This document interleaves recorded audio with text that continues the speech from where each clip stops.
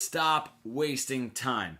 My friends, let's break out of just noodling up and down the scale, rambling, right? Saying nothing, just memorizing patterns and dots on a diagram and different scale diagrams, etc., and actually communicate something with our guitar playing. So many guitar players get stuck in that sort of noodling, rambling plateau. And a myth we all believe when we get stuck there is that more notes is going to help. And it just makes things more complicated. All right, I'm going to show you 3 really great steps to become fully fretboard fluent, skyrocket your playing.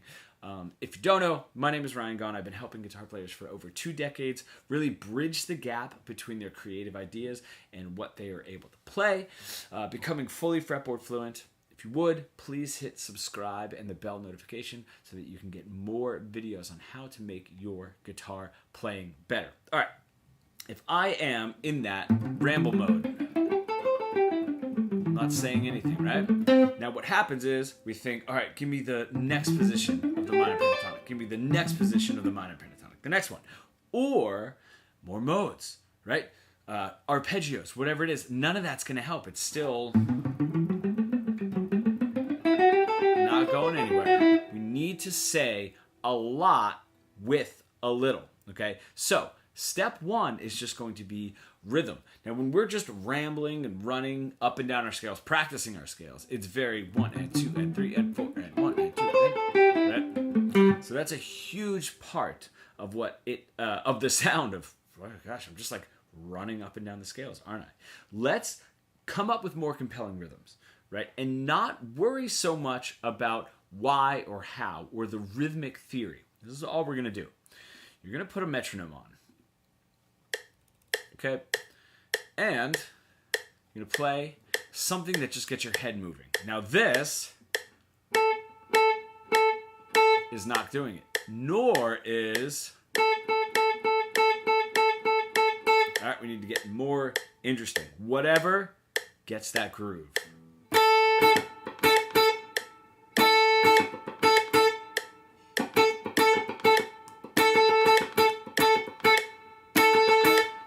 Keep doing that over and over. Now, serious bonus points if you can play it and repeat it. Play a different one and repeat it. Play a different one and repeat it, right? Anything that's interesting, okay? You're going to notice that things are going to not fall on that metronome click. And that becomes more apparent if you tap your foot. You can't see my foot, but if you tap your foot playing it. Oh man, some notes are happening on the foot tap. Some aren't. Some are really close to the foot tap, you know? I have...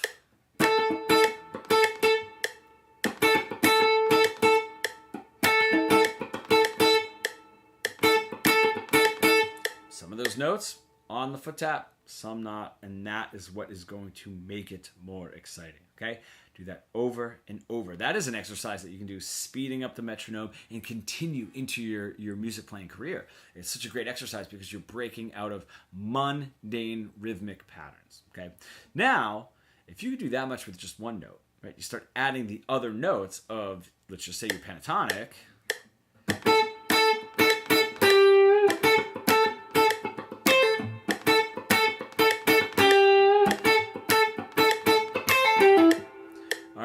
Already, we are miles better than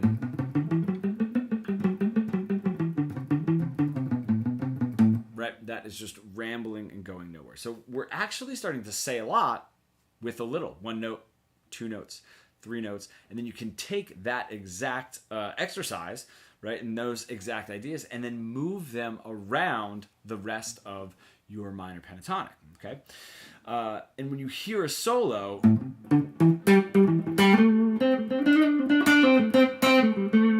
It's not just,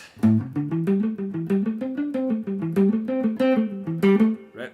You're breaking free of that monotonous, just running up and down my scale, doing and saying nothing, right? So that first step, there's a lot there because the rhythm itself can become more and more interesting. Those phrases, right? Instead of just doing it on like a 4-bar, or I'm sorry, a 1-bar, 4 beat phrase and then repeating it, you can make those longer and longer and longer, and then it gets more and more exciting. If you can play like a 4-bar rhythmic phrase and then repeat that. Now we're really getting somewhere. So that exercise alone can take you so far. Okay. So let's get now into just this minor pentatonic, all right? Building a little bit of tension, a little bit of resolution, a little bit of an emotional arc, okay? So getting away from, right? Now the rhythm there is the problem, but I am just going in one direction or the other direction. I'm not really repeating a note, and the notes don't mean anything, right? I'm just going up and down and up and down and up and down and up and down. So if I can have a lick that ends on a flat 3 or a flat 7 of my minor pentatonic, and if you need help with the spelling, the PDF is down there in the description. I have my 1, flat 3, 4, 5, flat 7. Then the scale starts over again. 1, flat 3, 4, 5, flat 7, 1, flat 3. I'm just going to stay in that first position of the minor pentatonic, right? In fact, I'm going to stay in the middle part of this minor pentatonic. And if I have this lick, right, I'm just starting on the 5th fret of my D string, 5, 7, and then 5, 5 on my G string. That's all I'm doing, right? Cool. Now that drives an emotional arc up. That flat 3. That flat 3 gives a little tension.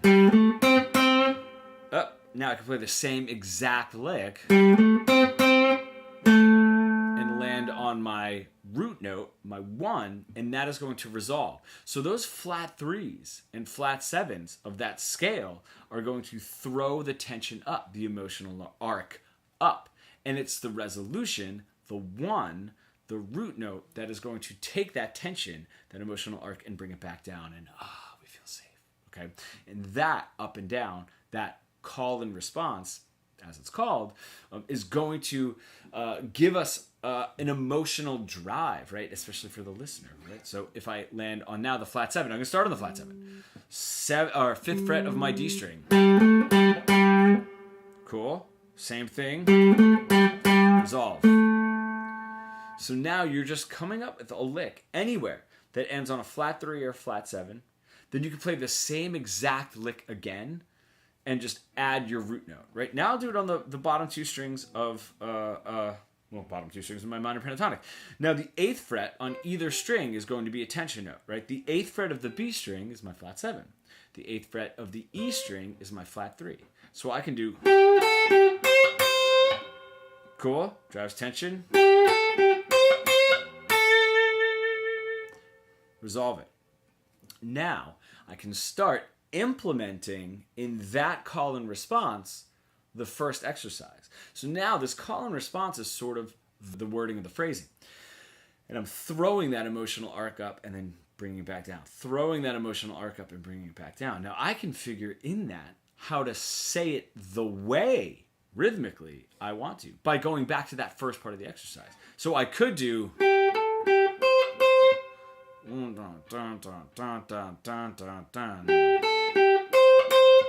not very compelling. Ooh, just play that first note a little bit longer, right? Cool. Now I'm saying something here the way that I want to say it here, right? I'm taking my phrase, the wording of my phrase, and I'm saying it rhythmically the way that I want to. Now, if you take these 2 elements, you will be unstoppable, right? You just come up with a lick. Start here, right? On the tension and resolution.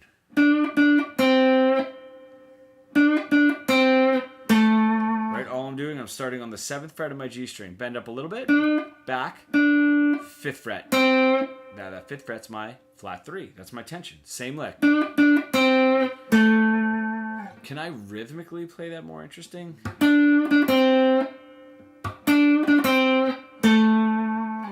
Cool, right? Now, from there, still within this second step, I can say, all right, I got that.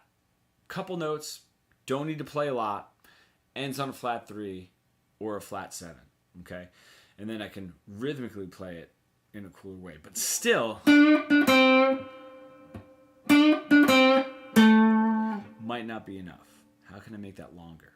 Simply take 1, 2, 3 of those notes and play it more than just one time. Just going back and up.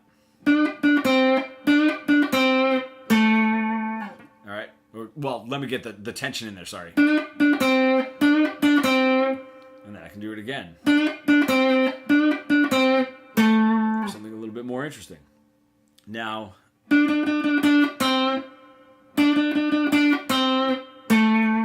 playing that first note with the bend a few more times. You know, I could do...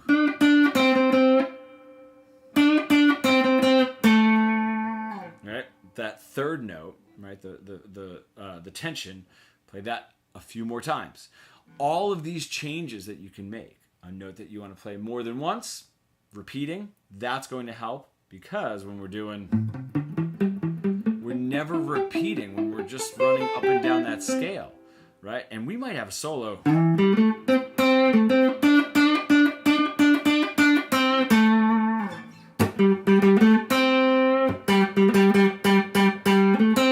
Right? That note happened a lot. The bend on here. Right? We don't have to get off of those notes so quickly. So now we have rhythmically interesting, ending on a tension, flat 3 or flat 7, and resolving that tension back to the root note, right? And I can play a note more than once, and I can extend a note for longer, right? And that sort of goes into the rhythmic phrasing thing. But within all of that, and just focusing on 2 strings at a time, these 2 strings, these 2 strings, and then these 2 strings, you know, and getting really used to doing all of that in small parts of the pentatonic, just 2 strings each, then opening it up to the full first position of the minor pentatonic. There is so much music, so much communicating that you can express in that area. What we're doing is we're getting away from memorizing, just dots on a diagram, sort of like tabs on strings, like that kind of thing. And we're getting into learning. And memorizing and learning are 2 different cognitive experiences, okay? If I'm just memorizing, like for me, to try to pass a test, memorize, take the test, pass, boom, that information's gone, okay? And it's almost like memorizing, and then like you start to forget. You memorize and you start to forget, because you're not implementing, you're not learning, and you're definitely not communicating, right, with this stuff. You know, so that's why it'll take you forever to remember your modes, because you're just memorizing. Then as soon as you stop, right, you slowly start forgetting. But if we can attach it to something meaningful, in this case, something linguistic, a language, say something, right, really be saying something interesting, we're not going to forget what this stuff is and what this stuff means. You know, because music is a language, the voice is just the guitar is just the voice that we're singing or speaking that language through. You cannot memorize your way to a compelling conversation in another language in another country. We have to learn it, implement it, understand it, and communicate it ourselves. Okay? So all of that is going to absolutely explode your guitar playing. Now, the cool thing is, if you're looking at your other positions of the pentatonic, however it is that you want to really open things up, and there's so much music that we can create just in that first position, but we don't want to be locked in there. And our mentorship program makes sure that we're creating all throughout the neck, so nothing is stopping us, right? We can start spider crawling some of these licks up. That note now was the front fret, the higher fret in that lick. Right, that's my resolve. All right, if I move up to my next position, the pentatonic. All right, I'm getting somewhere. Now the higher frets become my lower frets. Right? This higher fret now becomes my lower fret. And that's really cool, because if I can start creating music,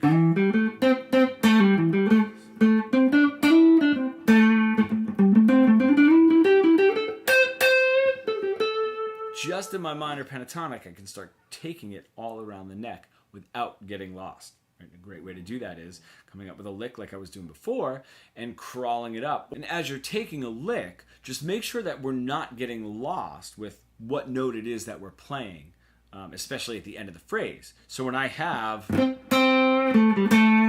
right? That's a resolve right there. But I'm starting on my flat 3. That's my tension. If I know, all right, that's my resolve, that's my root note, I'm going to move my first finger up there. Can I find my flat 3 in the second position of that minor pentatonic?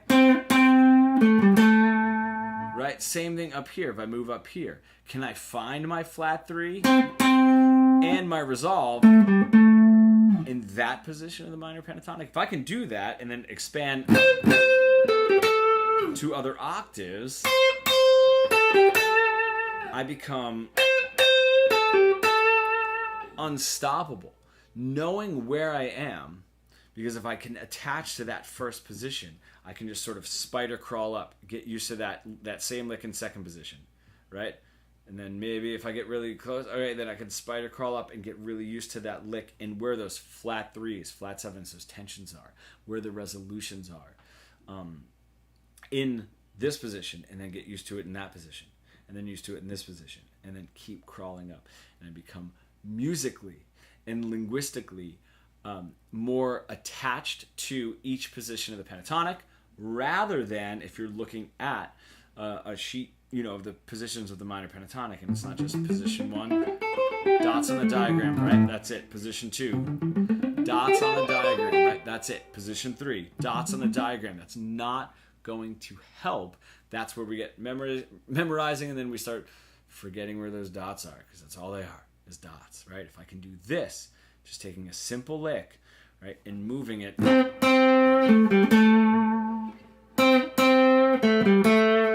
to the other positions, I'm now visualizing that in the diagram of position 1, position 2, position 3, and attaching something to it and actually learning it, which is far more effective.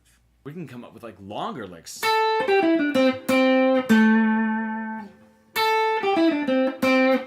And move it to these other positions. That just becomes unstoppable, right? We have unlimited options just within the minor pentatonic, the first scale that we learn both in the mentorship program and in general. It's just the first scale that we start improvising with, which is like just so fantastic what we can do with just that scale all around the neck. Imagine what happens when we get to modes, understanding chord progressions and what mode, what scale goes over them. Don't forget that when we're playing over a chord progression, if I'm just playing a 12-bar blues here, the way that flat 3 feels when I'm on the 1 chord of my 12-bar blues versus the 4 chord is going to be a little bit different, right? So every note of the scale is going to emotionally interact differently with what chord is playing under it, while still maintaining an A minor blues sound, right? So we still have this tension, flat 3, flat 7, resolution, root note, but that's going to shift just slightly when I get to my other chords. And that's any chord progression, right? Any mode over any chord progression, and so on and so forth, sort of all around the neck. Now, what we've done in this video is we're starting to be able to take something compelling, emotional arc up, resolve it, say it in a compelling way, rhythmically interesting.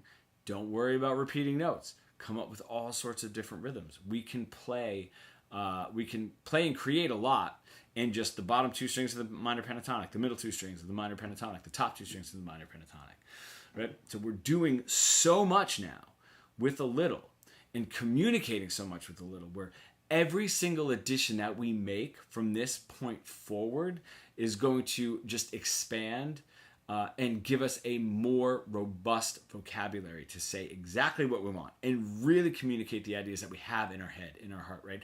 All of our favorite guitar players are saying something to us through the guitar. They're not just thinking like, oh, cool, man, I'm in Mixolydian. Awesome. I'm just going to make sure that I play the right Mixolydian notes. No, this is all communication, and this is all sort of emotional and linguistic learning, and emotional and linguistic response. This is all what we get into within the first week, the first part of the first week of our Fretboard Fluency 3.0 mentorship program.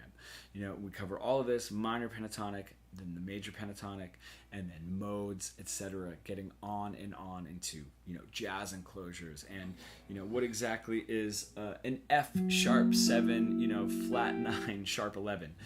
How do I use it? Can I play a diminished run under that? The whole deal. What we're doing is we're learning this as a language by starting with what we just did, right? Saying a lot with a little, and then growing and growing and growing. I think the problem is, just like this whole memorizing versus learning thing, is if we sit back, as guitar players, sort of stuck in that noodling, I don't know where to go place. It's like, oh man, I have to memorize 5 positions of the minor pentatonic. That's crazy. I have to memorize 5 positions of the major pentatonic? Wait, I have to memorize 7 different modes? Oh gosh, what is harmonic minor? What's melodic minor? What's Phrygian dominant? What's Lydian dominant? I mean, there's so much to it, where if we're just growing incrementally, learning, it becomes, it happens so fast and so effectively. So if you're truly done being frustrated and just noodling up and down your scales, right, and you're really ready to skyrocket your guitar playing and hit all of your guitar playing goals, being able to fully communicate all of your creative ideas that you have inside of you, you can do 2 things. You can reach out over email, that is in the description below, or you can go ahead and book yourself a call. We can go through all of the framework. You can ask all of the questions that you would like to see if you are ready for our Fretboard Fluency Mentorship Program and truly become fully fretboard fluent.